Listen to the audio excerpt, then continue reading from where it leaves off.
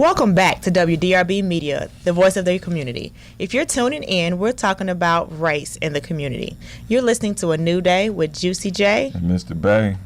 What's up, y'all? We got Dennis Feber on the line, calling all the way in from New Jersey.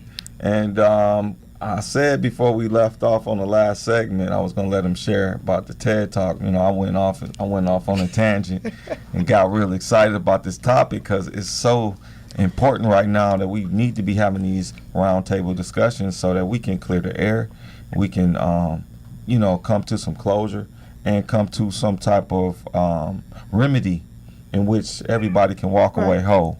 So, Brother Dennis, man, if you want to share about your TED Talk experience and how your work landed you to be able to get on such a platform, and I'll let you go, man.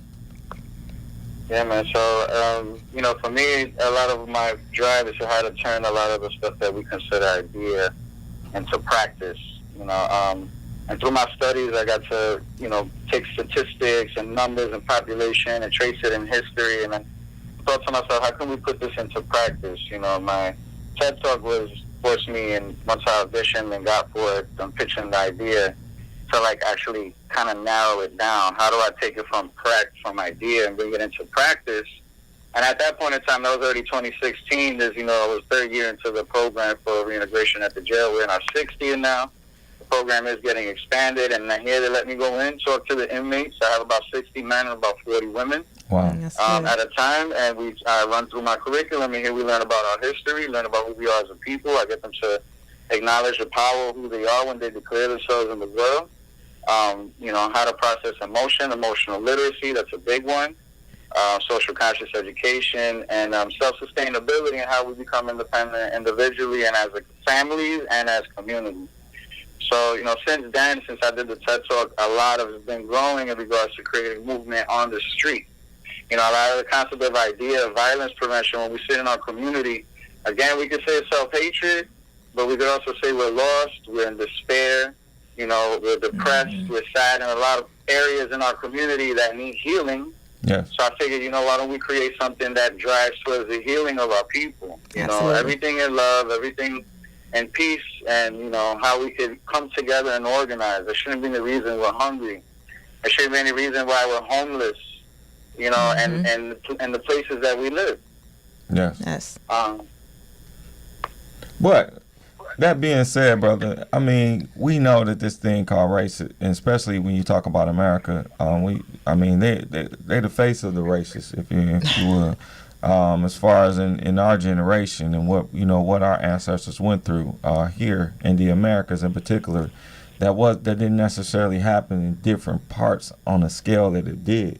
So when you've had generation after generation who hasn't healed, who is still suffering from those things of, not knowing who you are, having your land stripped away, having your title, your sovereignty, your culture, your language, that's the reason maybe perhaps why there's so many people out there who are lost, who feel like it's what's the use? Like anytime you can see, an unarmed person be killed by the police and walk away from it on multiple occasions, that's, that can bring forth a lot of despair and a lot of lack of trust for the system.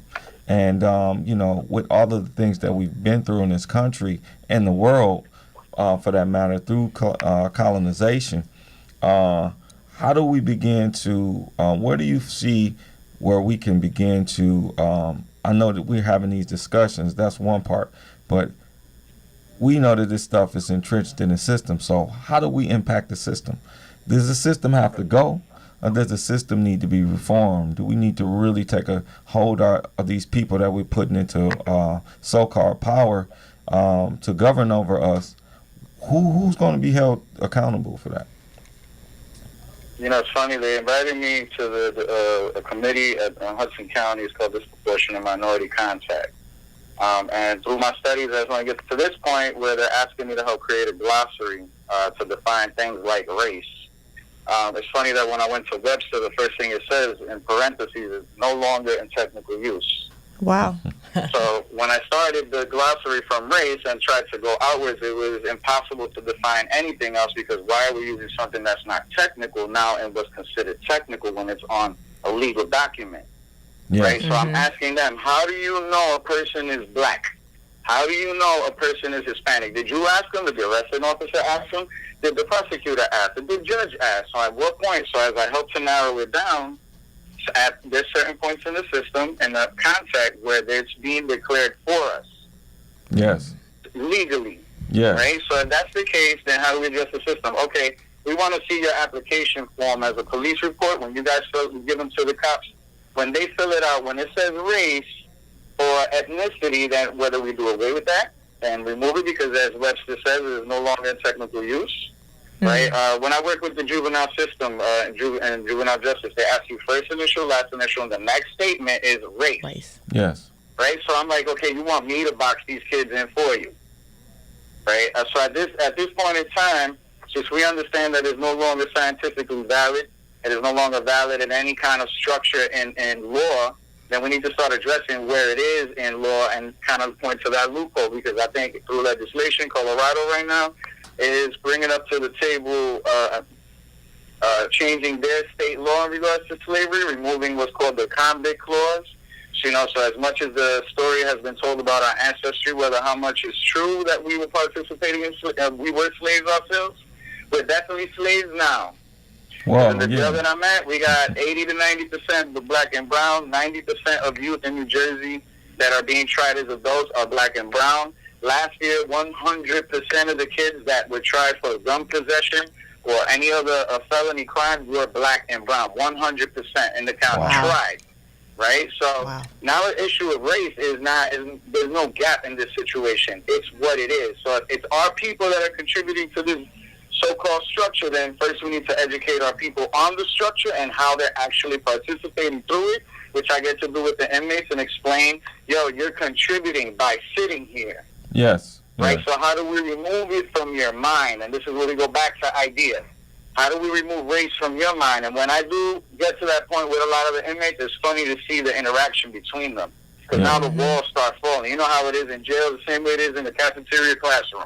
Everybody wants to sit with their own. Right? But when you start bringing down the walls, and it's very easy. Where my Dominican brothers at? And I'll say, which one of y'all know what the word Dominican means? Right. And nobody ever knows the answer.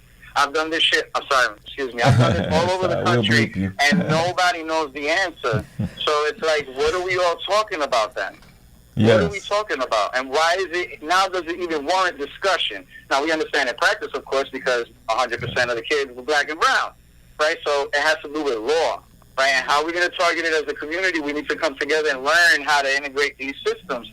Because when you go into government, there's a lot of black and brown people in it. Yes. Right. Holding positions, actually willing and wanting to help. And I've actually met white people that have been willing and wanting to assist in the process.